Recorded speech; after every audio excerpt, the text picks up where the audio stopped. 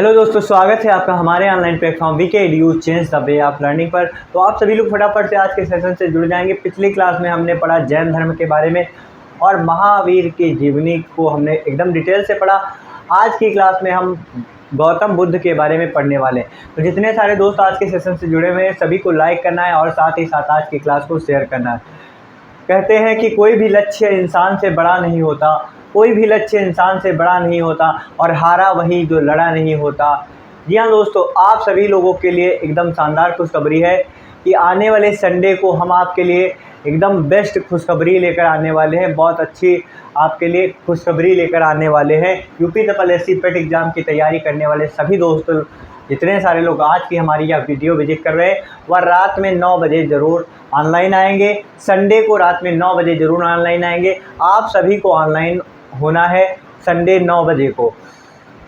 रात में 9 बजे हम ऑनलाइन आएंगे तो सभी लोग उस क्लास में उपस्थिति होंगे। तो आप सभी के लिए एक शानदार खुशखबरी है यूपी एसएससी पेट एग्ज़ाम की तैयारी करने वाले सभी दोस्तों के लिए। इसमें हम यह चर्चा करने वाले हैं किस तरीके से हम लोग बेस्ट स्कोर ला सकते हैं यूपी एसएससी पेट एग्ज़ाम में और हम आपके लिए क्या करने वाले हैं। जी हाँ दोस्तों, इन सब के बारे में हम आपसे डिटेल से चर्चा करने वाले हैं और साथ ही साथ एक विशेष संदेश हम आपको देंगे। आने वाले संडे को लाइव स्ट्रीमिंग में आप लोग जो 9 बजे रात में प्रति संडे को होती है तो उसमें आप लोग ज़रूर शामिल होंगे। सभी दोस्तों को शामिल होना है रात 9 बजे संडे को। उसमें हम आपके लिए एकदम विशेष संदेश लेकर आने वाले हैं तो सभी दोस्त शामिल होंगे, ऐसी हम आशा करते हैं। कहते हैं कि रख हौसला वो मंज़र भी आएगा, रख हौसला वो मंज़र भी आएगा, प्यासे के पास चलकर समंदर भी आएगा, थक कर ना बैठे मंजिल के मुसाफिर, मंजिल भी मिलेगी और मिलने का मज़ा भी आएगा। जी हाँ दोस्तों, तो स्वागत है एक बार फिर से तहे दिल से हम अपने चैनल पर करते हैं। तो आप सभी लोग प्रतिदिन हमारे क्लास से जुड़ने के लिए 8 बजे हमारी क्लास लाइव होती है तो आप सभी लोग 8 बजे ज़रूर जुड़ेंगे हमारी क्लास से प्रतिदिन। जी हाँ दोस्तों, प्रतिदिन आपको 8 बजे ज़रूर जुड़ना है। तो आज हम लोग पढ़ने जा रहे हैं बौद्ध धर्म के बारे में। किसके बारे में? बौद्ध धर्म के बारे में हम लोग आज डिटेल से पढ़ेंगे। जैसा कि आप सभी को पता है कि पिछली वीडियोस में मैंने आपको जो भी आपके यूपी एसएससी पेट एग्जाम से सिलेबस है उसके अकॉर्डिंग हम आपको कवर अप करवाते हुए चल रहे हैं और सारा का सारा जितना इम्पॉर्टेंट टॉपिक है सारा का सारा कवर अप हम करवा रहे हैं। बहुत ही कम समय में आपका फास्टली पढ़ा रहे हैं हम आपको, आप लोगों को। साथ ही साथ में हम नोट्स भी प्रोवाइड करवा रहे हैं वीके एडू टेलीग्राम पर। अगर अभी तक आपने हमारा टेलीग्राम चैनल नहीं ज्वाइन किया तो उसके लिए आप लोग डिस्क्रिप्शन से लिंक को टच करके टेलीग्राम को ज्वाइन कर लें, जिससे आपको प्रतिदिन आपको नोट्स PDF और साथ ही साथ बहुत ही सारा स्टडी मटेरियल आपको मिल जाए। तो अगर बात करी जाएगी बौद्ध धर्म की तो हम आज बात करने वाले बौद्ध धर्म के बारे में। जी हाँ दोस्तों, अगर बात करी जाएगी बौद्ध धर्म की तो आपको पता होना चाहिए कि बौद्ध धर्म के संस्थापक कौन है। तो बौद्ध धर्म के संस्थापक हैं गौतम बुद्ध। कौन है? बौद्ध धर्म के संस्थापक हैं गौतम बुद्ध। तो बात जब आती है गौतम बुद्ध की तो गौतम बुद्ध के जीवनी के विषय में पढ़ना बहुत इंपॉर्टेंट है, क्योंकि इनके जीवनी से रिलेटेड बहुत सारे प्रश्न जो है हमारे कम्पिटिटिव एग्जाम में पूछे जा रहे हैं। तो इसलिए हम आज डिटेल से पढ़ने वाले गौतम बुद्ध की जीवनी। तो गौतम बुद्ध की अगर बात करी जाए, ये भगवान बुद्ध के नाम से भी जाना जाता है और एशिया का पुंज किसे कहा जाता है? तो एशिया का पुंज गौतम बुद्ध को ही कहा जाता है, इसे हमें ध्यान रखना है। तो अगर बात करी जाएगी गौतम बुद्ध की तो ध्यान रखना, गौतम बुद्ध का जन्म 563 ईसा पूर्व। ध्यान रखेंगे, याद कर लेंगे, एक एक पॉइंट आपको याद करना है। सभी पॉइंट्स आपके एग्जाम को लेकर अति महत्वपूर्ण है। तो इनका जन्म 563 ईसा पूर्व हुआ। कब हुआ? 563 ईसा पूर्व इनका जन्म हुआ। नेपाल के तराई क्षेत्र में स्थित कपिलवस्तु के लुम्बिनी नामक ग्राम में। कहाँ पर हुआ? नेपाल के तराई क्षेत्र में कपिलवस्तु के लुम्बिनी नामक ग्राम में इनका जन्म हुआ। फिर अगर बात करी जाए इनकी माता का नाम क्या था, तो इनकी माता का नाम था महामाया। गौतम बुद्ध की माता का नाम था महामाया। और अगर बात करी जाएगी इनका पालन पोषण किसने किया, गौतम बुद्ध का पालन पोषण किसने किया, तो गौतम बुद्ध का पालन पोषण मौसी प्रजापति गौतमी के द्वारा किया गया।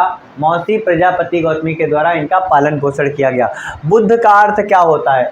तो जब भगवान जब इनको सिद्धार्थ, इनका बचपन का नाम था सिद्धार्थ, जब इन्हें ज्ञान की प्राप्ति हो गई तो ये बौद्ध कहलाए और बौद्ध में बुद्ध कहलाए, बौद्ध या बुद्ध कहलाए। तो बुद्ध का अर्थ क्या होता है? बुद्ध का अर्थ होता है ज्ञान।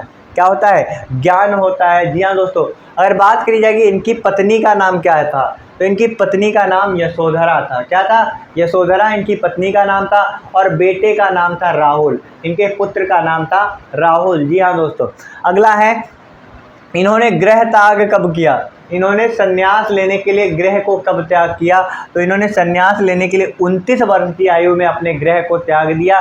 29 वर्ष की आयु में इन्होंने अपने गृह को त्याग दिया।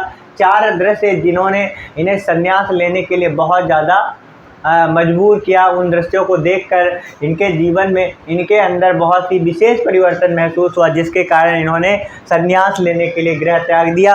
29 वर्ष की आयु में इन्होंने अपना गृह जो है घर को छोड़ दिया। अगला है ज्ञान की प्राप्ति। भगवान बुद्ध को ज्ञान की प्राप्ति कब हुई, तो ज्ञान की प्राप्ति की अगर बात करी जाएगी दोस्तों, तो 6 वर्ष तक अथक परिश्रम एवं घोर तपस्या के बाद, ध्यान से सुनेंगे, 6 वर्ष तक अथक परिश्रम एवं घोर तपस्या के बाद भगवान बुद्ध को बोध गया में ज्ञान की प्राप्ति हुई। कहाँ पर हुई, कहाँ पर ज्ञान की प्राप्ति हुई, कई बार पूछा जाता है एग्जाम में, बहुत बार पूछा गया, गिनती नहीं है इसकी, कई बार पूछा गया आपका कि भगवान बुद्ध को ज्ञान की प्राप्ति कहाँ पर हुई, बुद्ध को ज्ञान की प्राप्ति कहाँ पर हुई, तो याद रखना बोध गया में। कहाँ पर, बोध गया में इन्हें ज्ञान की प्राप्ति हुई। बैसाख पूर्णिमा की रात को फल्गु निरंजना पुनपुनु नदी के किनारे, किस नदी के किनारे, पुनपुनु नदी के किनारे पीपल वृक्ष के नीचे इन्हें ज्ञान की प्राप्ति हुई। एक बार फिर से देखते हैं, बैसाख पूर्णिमा की रात को फल्गु निरंजना पुनपुनु नदी के किनारे पीपल वृक्ष के नीचे इनको ज्ञान की प्राप्ति हुई। सभी लोग ध्यान रखेंगे, ठीक है। फिर अगर बात करी जाएगी ज्ञान के प्राप्ति के बाद ये क्या कहलाए, तो ज्ञान की प्राप्ति के बाद ये बुद्ध कहलाए। सभी को ध्यान रखना, ज्ञान की प्राप्ति के बाद ये बुद्ध कहलाए। और लाइट ऑफ एशिया, एशिया के पुंज के नाम से कौन जाने गए, तो भगवान बुद्ध लाइट ऑफ एशिया और एशिया के पुंज के नाम से जाने गए। तो भगवान बुद्ध का जो एक महाकाव्य है उसे किस नाम से जाना जाता है, लाइट ऑफ एशिया के नाम से जाना जाता है। सभी लोग ध्यान रखेंगे। फिर अगर बात करी जाएगी बुद्ध के जीवन से जुड़े हुए प्रतीक, तो बुद्ध के जीवन से बहुत जुड़े हुए प्रतीक हैं, क्योंकि उनका जन्म हुआ तो उसका भी संकेत मिला, और उनके जीवन से जितने सारी घटनाएं हुई उनका सबका प्रतीक पहले ही पता चलता गया, और ये घटनाएं उनके संकेत के रूप में पहले ही उनको पता चल गई।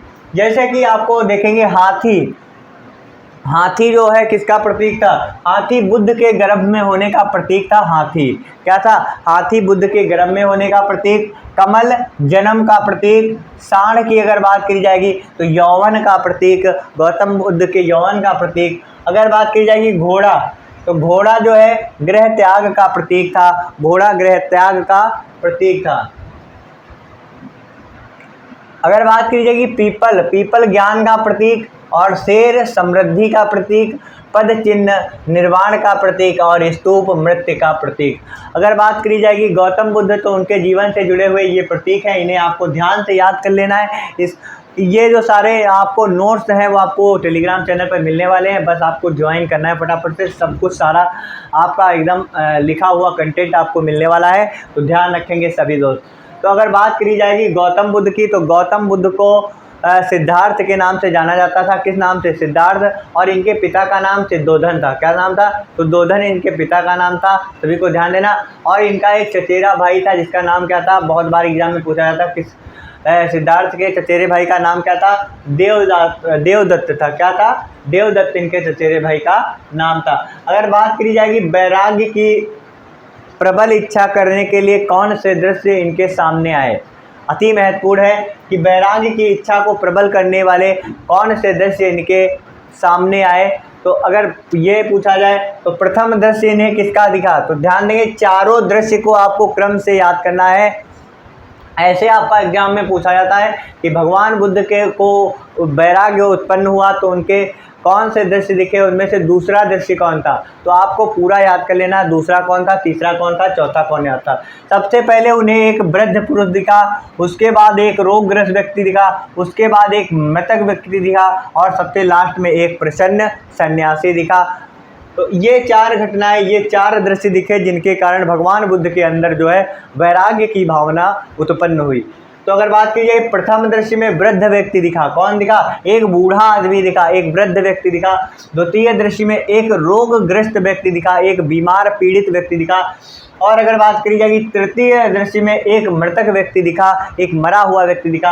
अगर बात करी जाएगी चतुर्थ दृश्य तो एक प्रसन्न सन्यासी दिखा जो कि एक साधु अपनी साधना में लीन था एक वृक्ष के नीचे, और वह बहुत ही प्रसन्न चित्त दिख रहा था। उसे कोई किसी भी प्रकार का दुख ना तो कोई दुख था और ना ही उसे सुख था। तो इस मुद्रा में एक वृक्ष के नीचे बैठा हुआ अपने ध्यान में मग्न और प्रसन्न चित्त साधु भगवान बुद्ध को दिखा। तो ये 4 दृश्य थे जिन्हें देखकर भगवान बुद्ध के मन में वैराग्य की भावना उत्पन्न हुई। तो इसे हम लोग विशेषतया ध्यान रखेंगे, इससे हमारे क्वेश्चन आपके बन सकते हैं। अगर बात की जाएगी सर्वप्रथम 5 लोगों को भगवान बुद्ध ने अपना उपदेश दिया जो कि उनका पहला उपदेश था। ध्यान रखेंगे, सर्वप्रथम 5 लोगों को भगवान बुद्ध के द्वारा अपना पहला उपदेश दिया गया और वह क्या कहलाया? वह जो घटना है, पहले उपदेश देने की घटना क्या कहलाई? धर्म चक्र परिवर्तन। तो सभी दोस्त ध्यान देंगे, पहले भगवान बुद्ध ने कितने लोगों को उपदेश दिया? तो भगवान बुद्ध के द्वारा सबसे पहले 5 लोगों को उपदेश दिया गया और उनके ज्ञान देने की, उनके क्या कहते हैं, उनका जो है उपदेश देने की यह घटना क्या कहलाई? तो उनके उपदेश देने की यह घटना धर्म चक्र परिवर्तन कहलाई। ठीक है, फिर अगर बात करी जाएगी सर्वाधिक उपदेश भगवान बुद्ध ने कहाँ पर दिए? तो कौशल में भगवान बुद्ध के द्वारा सर्वाधिक उपयोग आपके उपदेश दिए गए, सर्वाधिक उपदेश कौशल में दिए गए। फिर अगर बात करी जाएगी बौद्ध धर्म का सर्वाधिक प्रचार प्रसार किस राज्य में हुआ? तो बौद्ध धर्म का सर्वाधिक प्रचार प्रसार जो है कौशल राज्य में हुआ। कहाँ पर हुआ? कौशल राज्य में बौद्ध धर्म का सर्वाधिक प्रचार और प्रसार हुआ। अगला जो बात है, अगला जो देखते हैं, बुद्ध के जीवन से प्रमुख 4 स्थल। बुद्ध के जीवन के प्रमुख 4 स्थल कौन कौन से हैं, इन्हें हम लोग देखेंगे, जो कि अति महत्वपूर्ण है आपके सभी कम्पिटिटिव एग्जाम के लिए, ना कि किसी एक पार्टिकुलर एग्जाम के लिए। अगर बात करी जाएगी लुम्बिनी, तो लुम्बिनी जो स्थल है ये किससे संबंधित है? तो लुम्बिनी स्थल जो है भगवान बुद्ध के जन्म से संबंधित है, जन्म से संबंधित है लुम्बिनी स्थान। बोध गया ज्ञान की प्राप्ति से संबंधित है, ज्ञान की प्राप्ति से संबंधित है। सारनाथ जो है प्रथम उपदेश दिया था भगवान बुद्ध ने। तो 4 स्थल हैं, इन्हें बिल्कुल याद करेंगे, चारों पूछे जाते हैं, अति महत्वपूर्ण है, बिल्कुल याद करेंगे दोस्तों। जन्म कहाँ हुआ? लुम्बिनी में हुआ। ज्ञान की प्राप्ति कहाँ पर हुई? बोध गया में हुई।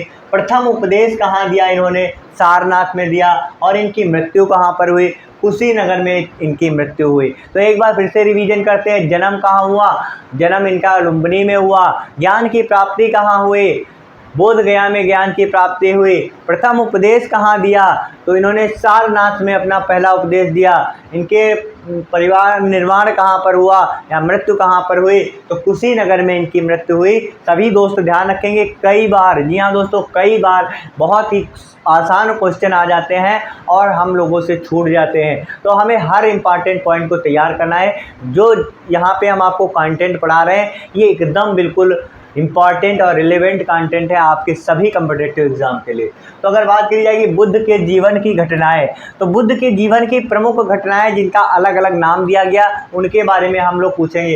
अगर बात करी जाएगी महाभिनिष्क्रमण, तो महाभिनिष्क्रमण को भगवान बुद्ध के जीवन से जुड़ी हुई कौन सी घटना है? तो गृह त्याग की घटना उनकी क्या कहलाती है? महाभिनिष्क्रमण। संबोधि ज्ञान प्राप्त होने की भगवान बुद्ध की घटना क्या कहलाती है? संबोधि। धर्म चक्र परिवर्तन की अगर बात करी जाएगी तो पहला उपदेश देने की घटना क्या कहलाई? धर्म चक्र परिवर्तन। और महापरिनिर्वाण, तो महापरिनिर्वाण, निर्वाण होने की घटना या फिर मृत्यु होने की घटना क्या कहलाई?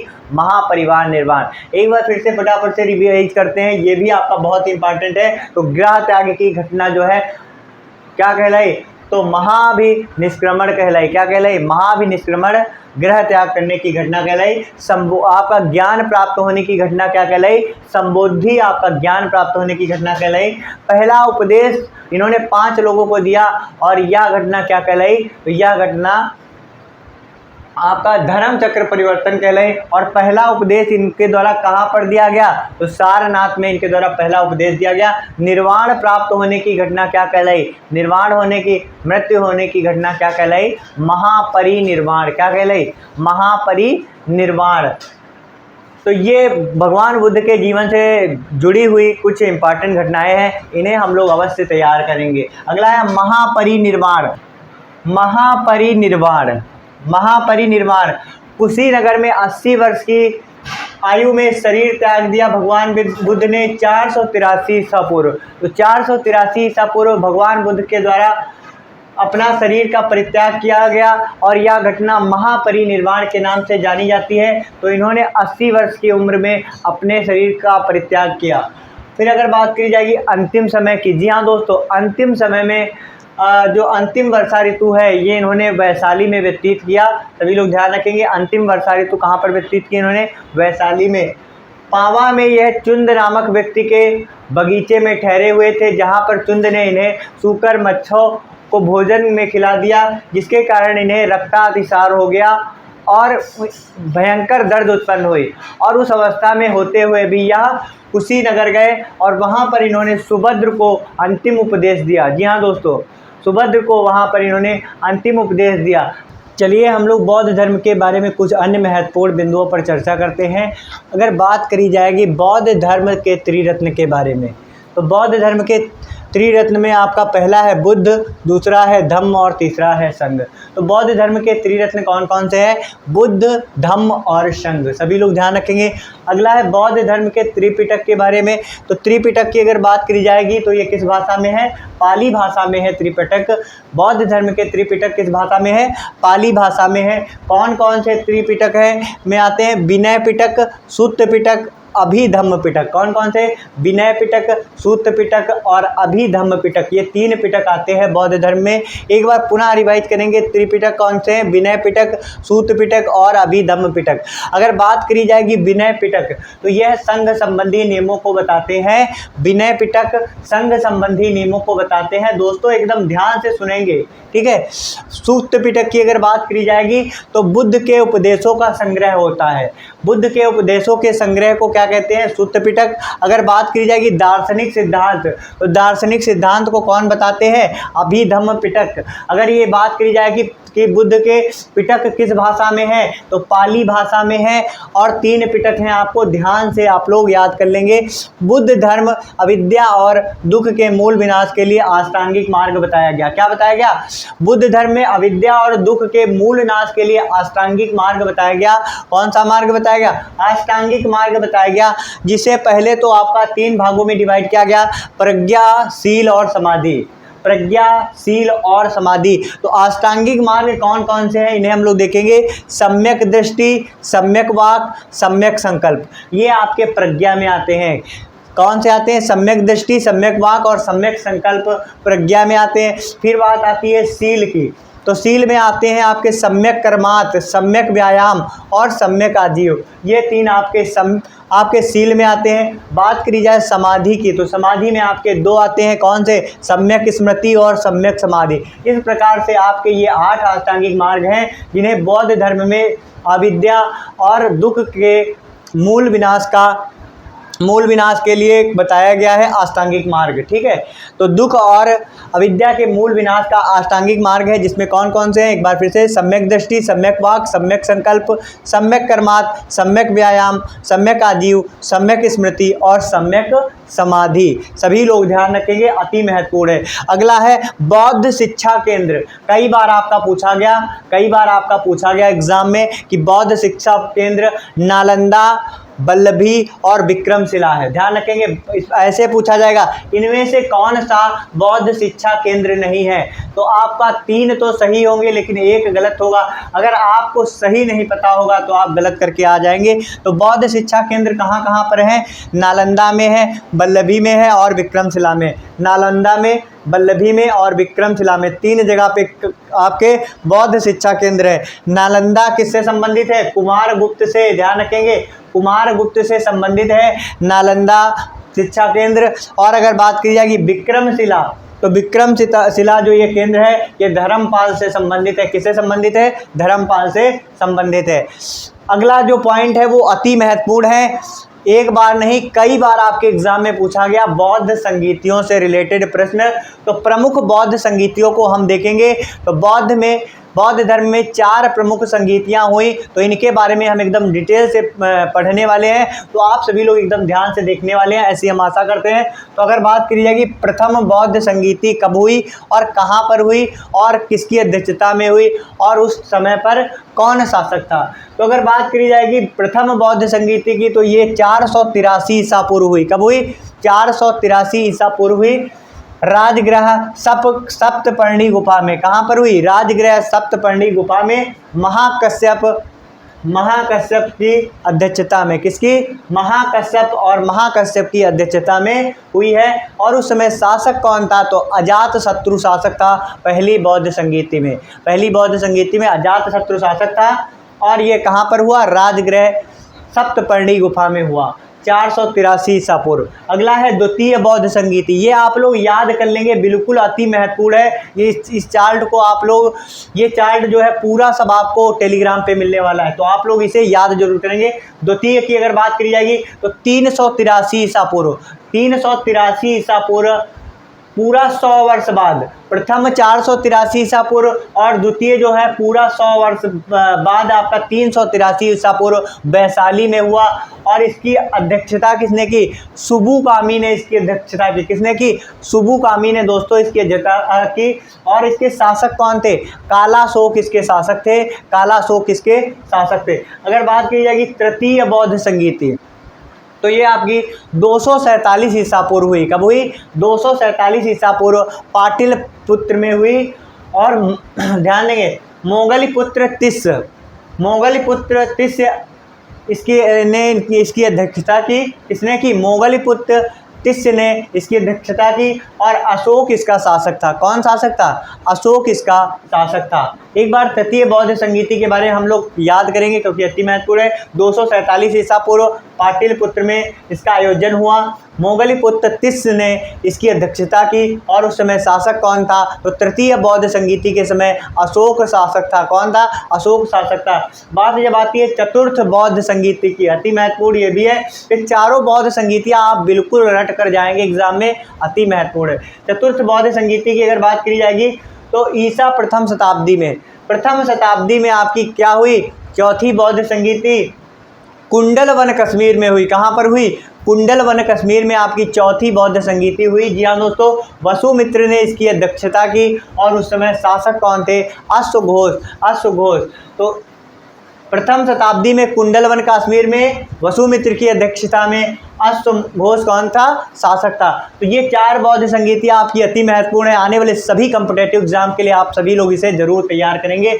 अगला है कुछ महत्वपूर्ण पॉइंट है बौद्ध धर्म से संबंधित, उन्हें हम लोग देखेंगे। अगर बात करी जाएगी बौद्ध धर्म में एक शब्द यूज किया जाता है चैत्य। क्या यूज किया जाता है? चैत्य। तो चैत्य का अर्थ क्या होता है? चैत्य का अर्थ होता है महापुरुषों के धातु अवशेष को सुरक्षित करने वाली समाधि। तो चैत्य का अर्थ होता है महापुरुषों के धातु को सुरक्षित करने वाली समाधि को क्या कहते हैं? धातु अवशेषों को सुरक्षित करने वाली समाधि को चैत्य कहते हैं। अगर बात की जाएगी विहार किसे कहते हैं? भिक्षुओं के आवास को विहार कहते हैं। भिक्षुओं के आवास को क्या कहते हैं? विहार। स्तूप की अगर बात करी जाएगी तो मृतक की चुनी हुई अस्थियों को रखने का स्थान। तो स्तूप किसे कहते हैं? मृतकों की चुनी हुई अस्थियों को रखने का स्थान क्या कहलाता है? आपका स्तूप कहलाता है। अगर बात की जाएगी स्तूप में मृतकों की चुनी हुई अस्थियों को रखने का जो आपका स्थान होता है उसे स्तूप कहा जाता है। ध्यान रखेंगे हीनयान क्या का अर्थ है? बौद्ध धर्म जो है 2 संप्रदायों में बट गया। एक तो आपका हीनयान और दूसरा आपका महायान। ध्यान रखेंगे कितने संप्रदाय में बट गया? 2 संप्रदाय में बट गया, हीनयान और महायान। बात अगर करी जाएगी हीनयान की तो इसका अर्थ होता है निम्न मार्ग। क्या होता है? निम्न मार्ग। तो हीनयान का अर्थ होता है निम्न मार्ग। और अगर बात की जाएगी महायान, तो महायान का अर्थ होता है उत्कृष्ट मार्ग।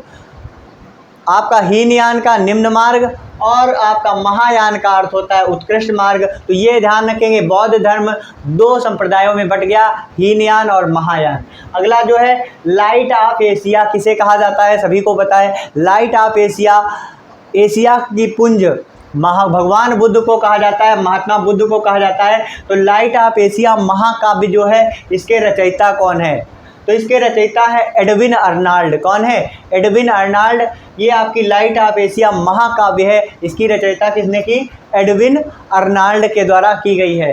अगला है भगवान बुद्ध के गुरु कौन थे, अति महत्वपूर्ण प्रश्न है, कई बार आपका एग्जाम में पूछा गया। तो भगवान बुद्ध के गुरु का नाम है अलार कलाम। क्या है, अलार कलाम है भगवान बुद्ध के गुरु का नाम। और इनके एक और दूसरे गुरु थे जिनका नाम था उदक राम पुत्र।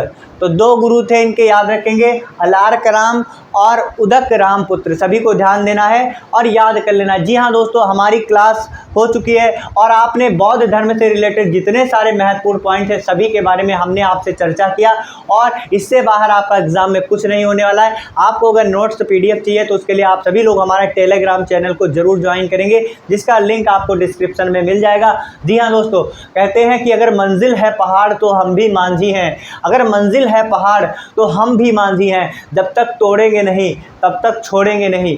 जी हाँ दोस्तों, आप सभी लोग लास्ट तक बने रहे उसके लिए बहुत बहुत धन्यवाद। आने वाले संडे को रात 9 बजे एकदम आपके लिए खुशखबरी है, लाइव क्लास में आप सभी लोग अवश्य जुड़ेंगे। रात में संडे को रात में 9 बजे जुड़ना बिल्कुल भी ना भूलें। आप सभी UPSSC पेट एग्जाम की तैयारी करने वाले सभी दोस्तों के लिए एकदम शानदार खुशखबरी है कि आप सबके लिए एकदम बेस्ट जो है आपके लिए बेस्ट खुशखबरी है, सबसे अच्छी आपके लिए खुशखबरी मिलने वाली है आपके हमारे चैनल के माध्यम से। साथ ही साथ आने वाले संडे को जो वीडियो आने वाली है वो सभी को देखनी चाहिए, क्योंकि उस वीडियो में हर एक भारतवासी के लिए एकदम महत्वपूर्ण होने वाली है वह वीडियो। तो आप सभी लोग ज़्यादा से ज़्यादा लोगों तक हमारी उस वीडियो को शेयर करेंगे, अभी से उसके बारे में लोगों को अवगत कराएंगे और बताएंगे। संडे रात में 9 बजे सभी को अवश्य जुड़ना है। जी हाँ दोस्तों, जितने सारे लोग आज के हमारे इस वीडियो से जुड़े हुए हैं सभी लोग संडे को रात में 9 बजे अवश्य जुड़ेंगे और अपने सभी दोस्तों को इनवाइट ज़रूर करेंगे उस क्लास के लिए। अगर आप UPSSC पेट एग्ज़ाम के लिए बहुत ज़्यादा आपके अंदर एक्साइटमेंट है और बहुत अच्छा स्कोर करना चाहते हैं तो आप सभी का स्वागत है संडे लाइव रात 9 बजे वाली क्लास में, आप सभी का मैं अभी से कर रहा हूं। तो थैंक यू सो मच, आप लोग लास्ट तक बने रहें। कहते हैं कि अपनी मंजिल को भुलाकर दिया भी तो क्या दिया, अपनी मंजिल को भुलाकर दिया भी तो क्या दिया, अगर है दम तो उसे पाकर दिखा, लिख दे खून से अपनी कामयाबी की कहानी को और बोल दे उस किस्मत को, अगर है दम तो मिटा कर दिखा।